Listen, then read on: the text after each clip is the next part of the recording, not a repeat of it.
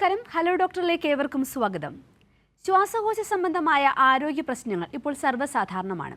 ഇന്ന് നമ്മൾ ചർച്ച ചെയ്യുന്നത് ആസ്മയ്ക്കും അലർജിക്കും പരിഹാരം എന്ത് എന്ന വിഷയമാണ്. നമുക്കൊപ്പം ചേരുന്നത് തിരുവല്ല പുഷ്പഗിരി മെഡിക്കൽ കോളേജ് ഹോസ്പിറ്റലിലെ പൾമണറി മെഡിസിൻ വിഭാഗം അസിസ്റ്റന്റ് പ്രൊഫസർ ഡോക്ടർ എം മിഥുനാണ്. ഡോക്ടർ നമസ്കാരം. ഹലോ ഡോക്ടറിലേക്ക് സ്വാഗതം.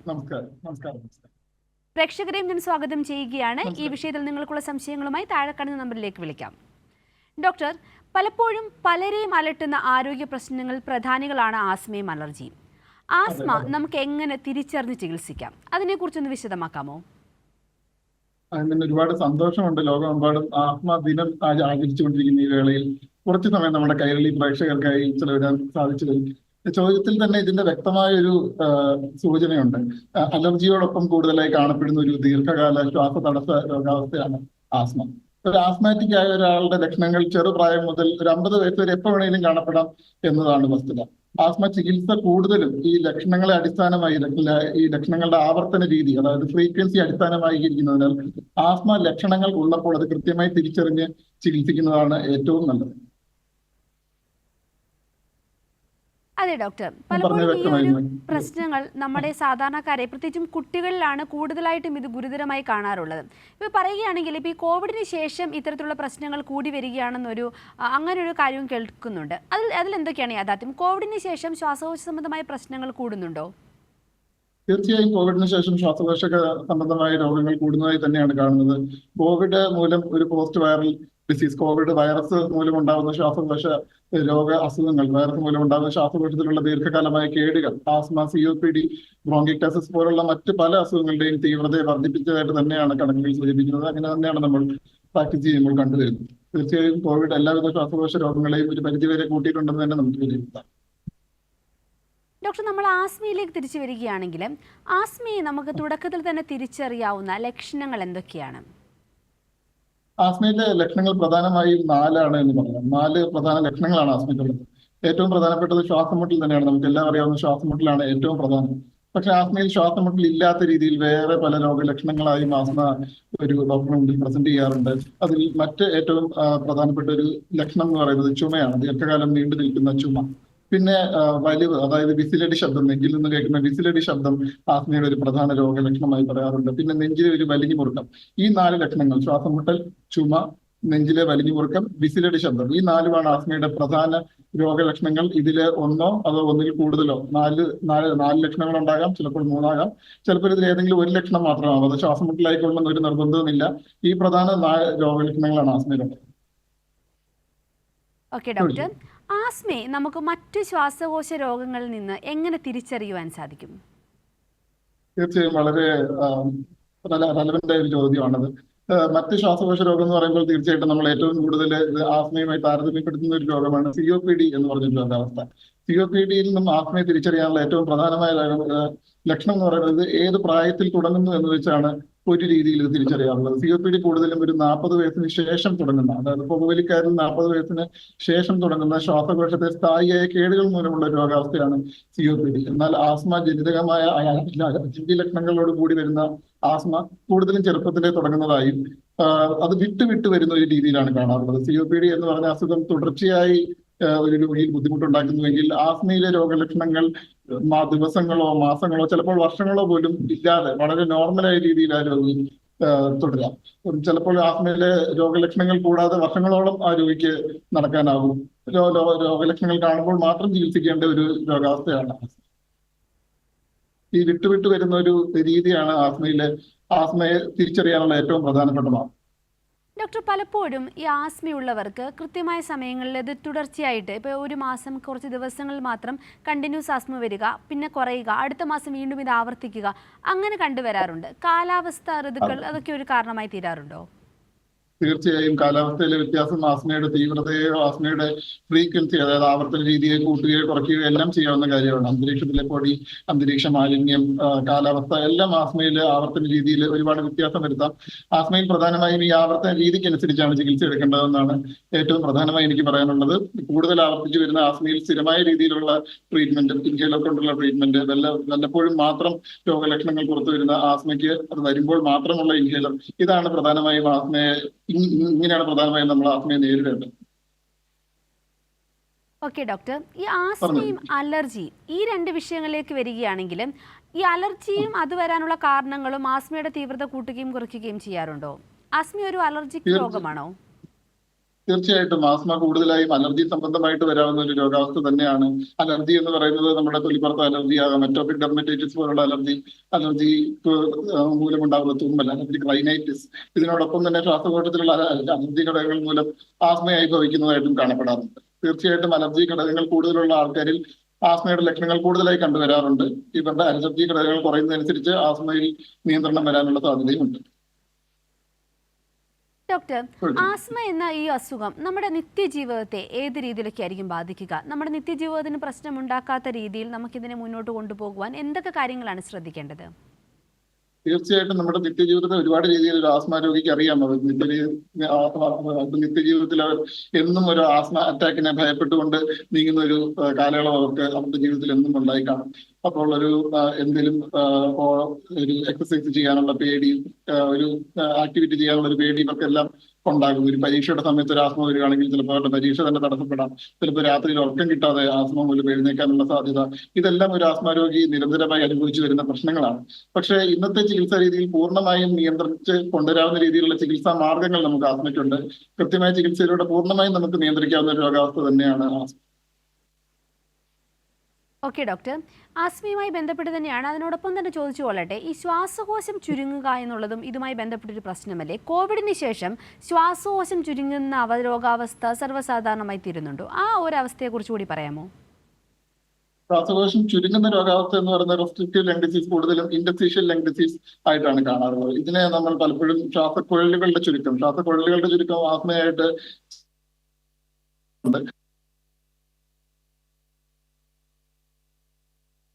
ശ്വാസകോശത്തിനുള്ളിലുള്ള വായുസഞ്ചാരത്തെ തടസ്സപ്പെടുത്തുകയും ശരീരത്തിലുള്ള ഓക്സിജന്റെ അളവ് കുറയ്ക്കുകയും ചെയ്യുന്നു. ശ്വാസകോശ ചുരുക്കം ഉണ്ടാകുന്ന മറ്റു ചില രോഗാവസ്ഥകൾ പോസ്റ്റ് കോവിഡ് ഡിസീസ് ആയിട്ടോ ഇന്റർസ്റ്റീഷ്യൽ ലങ് ഡിസീസ് ആയിട്ടോ കാണപ്പെടാറുണ്ട്. അത് തികച്ചും ആസ്മയിൽ നിന്നും വിഭിന്നമായ ഒരു രോഗാവസ്ഥയാണ്. ആസ്മയിലെ ശ്വാസകോശങ്ങളുടെ ചുരുക്കവുമായി ഇതിനെ താരതമ്യപ്പെടുത്തേണ്ടതില്ല. ഓക്കെ ഡോക്ടർ, നമ്മളോടൊപ്പം ഒരു പ്രേക്ഷക ചേരുകയാണ്, വൈക്കത്ത് നിന്നും ലേഖ. ഡോക്ടറോട് ചോദിച്ചോളൂ.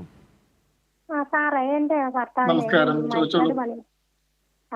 ഭർത്താവിന് ഈ കെട്ടിടത്തിന് മൈക്കാട് പണിയായിരുന്നു. അത് ഈ 5-8 വർഷം പോയി. പുള്ളിക്ക് അത് പൊടി പറ്റാത്ത കൊണ്ട് ഈ വിമ്മിഷ്ടം പോലെ വന്നിട്ട് ശ്വാസം മുട്ടല് പോലെ ആവും. അപ്പൊ അതുകൊണ്ട് എന്താണ് എങ്ങനെയെന്നൊന്നും അറിയാൻ വേണ്ടിയിട്ടാണ്. തീർച്ചയായും ഈ തൊഴിൽ സംബന്ധമായി വരാവുന്ന ഒരു ആസ്മയാണ് ഒക്കുപേഷണൽ ആസ്മ എന്നറിയപ്പെടുന്നത്. തീർച്ചയായിട്ടും പൊടിപടലങ്ങളുടെ ആധിക്യം തീർച്ചയായിട്ടും ആസ്മയിലേക്ക് എത്തിക്കാവുന്ന ഒരു അവസ്ഥ തന്നെയാണ്. പൊടിപടലങ്ങൾ കുറയ്ക്കുക എന്നുള്ളത് ഇതിന്റെ ചികിത്സയിൽ ഏറ്റവും പ്രധാനപ്പെട്ട ഒരു ഘടകമാണ്. ജോലി ചെയ്യുമ്പോൾ മാസ്ക് ഉപയോഗിക്കുന്നത് തീർച്ചയായിട്ടും ഈ പൊടിപടലങ്ങൾ ശ്വാസകോശത്തിനുള്ളിൽ പോകുന്നതിനെ തടയുകയും ഒരു ആസ്മ തീവ്രതയെ കുറയ്ക്കുവാനും ആസ്മ വർദ്ധിക്കാതിരിക്കാൻ, ആസ്മ അറ്റാക്കിലേക്കൊന്നും പോകാതിരിക്കാൻ സഹായിക്കുന്നതാണ്. ഇതിനോടൊപ്പം തന്നെ കൃത്യമായിട്ടുള്ള ഇൻഹേലർ ചികിത്സയും ആസ്മ അറ്റാക്ക് പ്രിവെന്റ് ചെയ്യുന്നതിനോ ആസ്മ തീവ്രത കുറയ്ക്കാനോ തീർച്ചയായിട്ടും ഗുണം ചെയ്യുന്നതാണ്. അപ്പോൾ ഒരു ഡോക്ടറെ കണ്ട് സമീപിച്ച് വ്യക്തമായ പരിശോധനകളിലൂടെ എക്സ്റേ, ശ്വാസകോശ പ്രവർത്തന പരിശോധനകളെല്ലാം ചെയ്തതിനു ശേഷം ആസ്മ രോഗനിർണയം കൃത്യമായിട്ട് നടത്തിയതിനു ശേഷം ആസ്മ ചികിത്സ ആരംഭിക്കാവുന്നതാണ്. തൊഴിൽപരമായിട്ട് പൊടിപടലങ്ങളുമായിട്ട് അനുബന്ധിച്ച് വരാവുന്ന വേറെ പല അസുഖങ്ങളും കൂടെ ഉള്ളതിനാൽ ആ അസുഖങ്ങളില്ലാതെ ഉറപ്പുവരുത്തേണ്ടതും ഇതിൽ ഏറ്റവും പ്രധാനമാണ്. ഇതിനൊരു എക്സ്റേ എടുത്ത് നോക്കേണ്ടതും ഒരു വിദഗ്ധ ഡോക്ടറിന്റെ പരിശോധനയും തീർച്ചയായും ആവശ്യമാണ്. ഓക്കെ ഡോക്ടർ, നമ്മളോടൊപ്പം ഇപ്പോൾ ഒരു പ്രേക്ഷകൻ ചേരുകയാണ്, തൃശ്ശൂർ നിന്നും സെയ്ദ് മുഹമ്മദ്. ഡോക്ടറോട് ചോദിച്ചോളൂ. കേൾക്കുന്നുണ്ടോ? ഹലോ. ഓക്കെ, ഡോക്ടറോട് ചോദിച്ചോളൂ. ഡോക്ടറെ, എനിക്ക് സാറിനോട് ഒരു കാര്യം പ്രത്യേകിച്ച് പറയാനുള്ളത് എന്താണെന്ന് വെച്ചാല്, ഞാൻ തൃശ്ശൂർ ജില്ലയിലെ അമല ഹോസ്പിറ്റലിന്റെ അടുത്ത് പറപ്പൂർ എന്ന് പറഞ്ഞ സ്ഥലത്താണ്. പേര് സെയ്ദ് മുഹമ്മദ്, വയസ്സ് 72. ഈ തണവുകാല സീസൺ വന്നു കഴിഞ്ഞാൽ ശ്വാസമുട്ടിന്റെ അസുഖം വരാറുണ്ട്.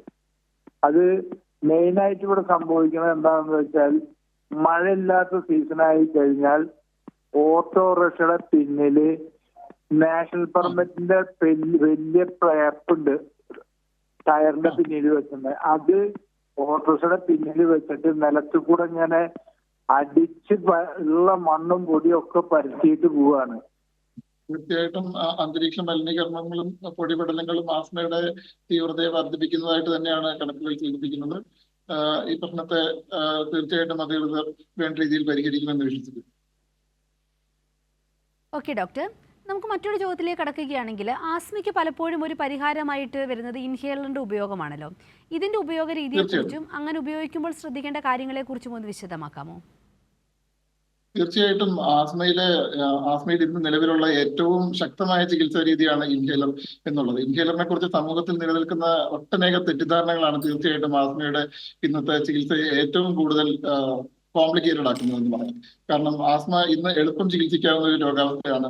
ആസ്മയിൽ സംഭവിക്കുന്നത് തീർച്ചയായിട്ടും ശ്വാസകോശത്തിലെ ശ്വാസനാളങ്ങളുടെ ചുരുക്കം. ഇത് ആസ്മയിലെ ശ്വാസനാളങ്ങളിൽ ചുറ്റുമുള്ള പേശികളുടെ വലിഞ്ഞുമുറുക്കം മൂലവും ആസ്മ ശ്വാസകൊള്ളികൾക്കുള്ളിലെ നീർക്കെട്ട് മൂലവുമാണ് ഉണ്ടാകുന്നത്.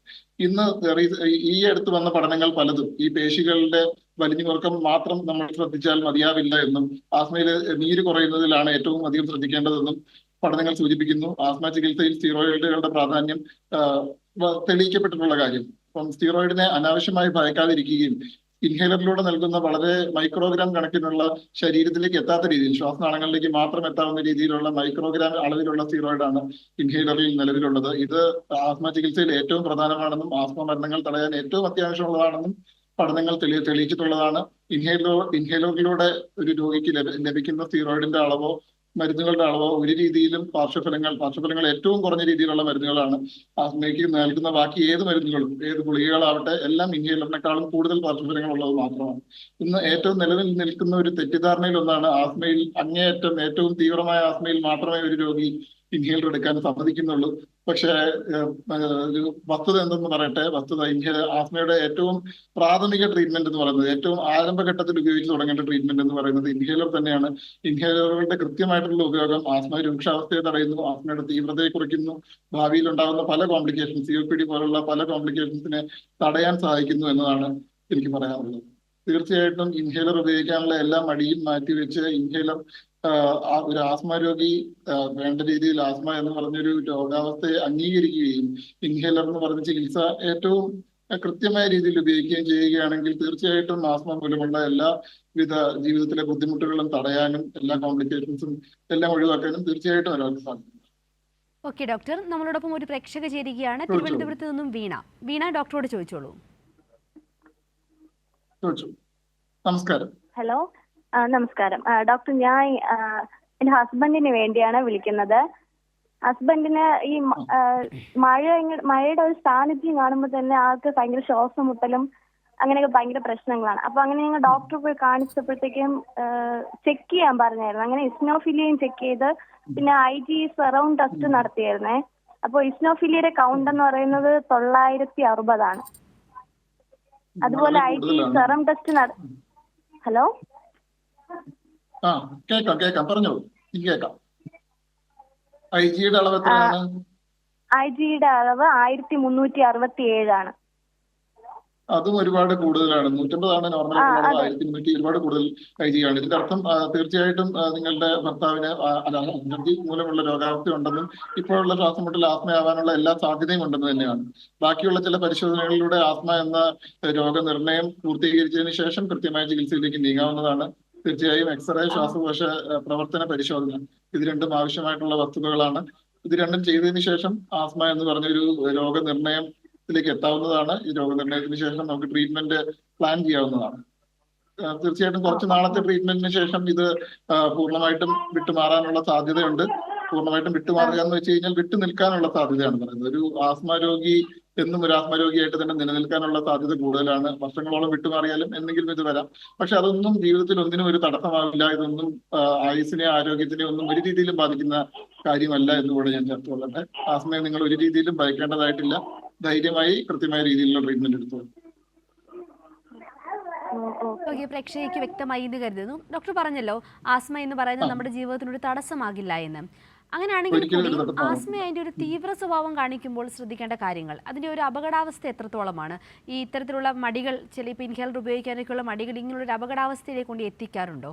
അതിനെക്കുറിച്ച് കൂടി ഒന്ന് വിശദമാക്കാമോ? തീർച്ചയായിട്ടും ഒരു ആസ്മ രോഗി എന്ന് പറയുന്നത് ആസ്മ ഏറ്റവും കൂടുതൽ ഭയക്കുന്ന ഒരു കാര്യമാണ് ഈ പറഞ്ഞ പോലെ ആസ്മയുടെ ഒരു തീവ്രാവസ്ഥ, അഥവാ ആസ്മ രൂക്ഷാവസ്ഥ, ആസ്മ അറ്റാക്ക് എന്നാണ് ഇതിനെ അറിയപ്പെടുന്നത്. അപ്പം ആസ്മയിൽ ഏറ്റവും കൂടുതൽ ഭയന്നിരുന്ന ഒരു കാലം ഉണ്ടായിരുന്നു. ആസ്മയെ ഒരുപാട് ഭയക്കേണ്ട ഒരു കാലം നമുക്ക് മുന്നിലുണ്ടായിരുന്നു. ആസ്മ ഒരുപാട് മരണം വിതച്ചിരുന്ന ഒരു കാലം ഉണ്ടായിരുന്നു. ഇന്നും ഒരുപാട് മരണങ്ങൾ വിതയ്ക്കുന്നുണ്ട് എന്നുള്ളത് ഒരു വസ്തുത തന്നെയാണ്. അത് കൃത്യമായ ചികിത്സയുടെ അഭാവം മൂലം മാത്രമാണ് എന്നുകൂടി ചേർക്കാൻ ഞാൻ ആഗ്രഹിക്കുന്നു. ചികിത്സാ രീതികൾ ഒട്ടുമിക്ക തീവ്രമായ ആസ്മയെ പോലും നിയന്ത്രിക്കാൻ പ്രാപ്തമായ ചികിത്സാ രീതികൾ നമുക്കുണ്ട്. ആസ്മ മൂലം ഉണ്ടാകുന്ന ഈ പ്രധാന രോഗാപകടം, ആസ്മ രൂക്ഷാവസ്ഥ തടയാൻ എന്ന് വെച്ച് കഴിഞ്ഞാൽ ശ്വാസനാളങ്ങളുടെ അമിതമായ ചുരുക്കം മൂലം ശ്വാസകോശത്തിലെ വായുസഞ്ചാരം തീരെ ഇല്ലാതാവുകയും ശരീരത്തിലെ ഓക്സിജന്റെ അളവിനെ കുറയ്ക്കുകയും അത് മരണത്തിലേക്ക് എത്തിക്കാനുള്ള സാധ്യത വരെ ഉണ്ടാകാവുന്ന ഒരു അവസ്ഥയാണ് ഈ ആസ്മ രൂക്ഷാവസ്ഥ. കൃത്യമായ സമയത്ത് ആശുപത്രിയിൽ എത്തിച്ച് ഓക്സിജൻ നൽകുകയോ ഇഞ്ചക്ഷൻ, ഗുളികകൾ, നെബുലൈസേഷൻ ഇതുപോലെ ട്രീറ്റ്മെന്റിലൂടെ കൃത്യമായ ചികിത്സ ആൾക്ക് നൽകാനായില്ലെങ്കിൽ മരണത്തിലേക്ക് എത്തിക്കാൻ പോലും പ്രാപ്തമായ ഒരു രോഗാവസ്ഥ തന്നെയാണ് ഈ ആസ്മ രൂക്ഷാവസ്ഥ അഥവാ ആസ്മ അറ്റാക്ക്. പക്ഷെ ഇന്ന് നിലവിലുള്ള ചികിത്സയായ ഇൻഹേലർ പോലുള്ള ഇൻഹേലറോടൊപ്പം മറ്റ് ഗുളികകൾ പലതും ഈ ആസ്മ രൂക്ഷാവസ്ഥയെ തടയാനും ആസ്മയുടെ തീവ്രതയെ തടയാനും തീർച്ചയായിട്ടും പ്രാപ്തമായ ചികിത്സാ രീതികൾ തന്നെയാണ്. അതുകൊണ്ട് ആസ്മ അറ്റാക്കിനെ ഭയക്കേണ്ട ഒരു അവസ്ഥ നമുക്ക് ഇന്ന് നിലവിലില്ല. ഇന്നത്തെ ചികിത്സാ രീതികൾ അതിന് ഒരുപാട് മുകളിലാണെന്ന് തന്നെ ഞാൻ വിശ്വസിക്കുന്നു. ഓക്കെ ഡോക്ടർ, ഭക്ഷണ കാര്യത്തിൽ ഒരു ആസ്മ രോഗി ഭക്ഷണ കാര്യത്തിൽ ശ്രദ്ധിക്കേണ്ട കാര്യങ്ങളെ കുറിച്ച് കൂടി ഒന്ന് വിശദമാക്കാമോ? തീർച്ചയായിട്ടും ഒരുപാട് ഈ പ്രിസിപ്പിറ്റേറ്റിംഗ് ഫാക്ടേഴ്സ്, അതായത് ആസ്മ വർദ്ധിപ്പിക്കുന്ന അന്തരീക്ഷ ഘടകങ്ങൾ, പൊടി, പുക, തണുപ്പ് എല്ലാം ആസ്മയെ ഈ രൂക്ഷാവസ്ഥയിലേക്ക് എത്തിക്കാനും ആസ്മ തീവ്രത വർദ്ധിപ്പിക്കാനും കെൽപ്പുള്ളതാണ്. ഇതിൽ പൊടി, പുക, തണുപ്പിന് പുറമെ വളർത്തുമൃഗങ്ങൾ, പക്ഷികളുടെ തൂവലുകൾ ഇവയെല്ലാം ഉണ്ട്. പിന്നെയുള്ള ഒരു കാര്യമാണ് ഈ ഭക്ഷണം. ഒരുപാട് എരിവ് പുളിയുള്ള ഭക്ഷണങ്ങൾ വയറിലെ ആസിഡിന്റെ ലെവലിൽ കൂട്ടുകയും ഇത് ഈ ആസിഡ് ലെവൽ ശ്വാസകോശത്തിലേക്കുള്ള മൈക്രോ ആസ്പിറേഷൻ എന്ന് പറയും. ഇതിലൂടെ ആസ്മ തീവ്രത വർദ്ധിപ്പിക്കാനും സാധ്യതയുണ്ട്. അതുകൊണ്ട് എരിവ് പുളി ആഹാരങ്ങൾ ഒഴിവാക്കുന്നത് തീർച്ചയായിട്ടും ആസ്മയിൽ ഉചിതമാണ്.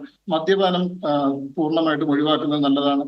ആസ്മ മൂലം ഉണ്ടാകുന്ന ഭക്ഷണ അലർജികൾ, ചില ആൾക്കാർക്ക് ചില ഭക്ഷണത്തോട് അലർജി ഉണ്ടാവും. ബീഫ് അലർജി ഉള്ളവർ, ചെമ്മീനോട് അലർജി ഉള്ളവർ എല്ലാം നിലവിലുണ്ട്. അപ്പം ഇവർക്ക് ഈ ഭക്ഷണത്തോട് അലർജി ഉള്ളവർ മാത്രം ഈ ചില ഭക്ഷണങ്ങൾ ഒഴിവാക്കിയാൽ മതിയാവും. അല്ലാത്തവർക്ക് എരിവും പുളിയുള്ളത് പൊതുവെ ഒഴിവാക്കിയാൽ വേറെ ഇന്ന ഭക്ഷണം ഒഴിവാക്കണം എന്നൊരു കാര്യമില്ല.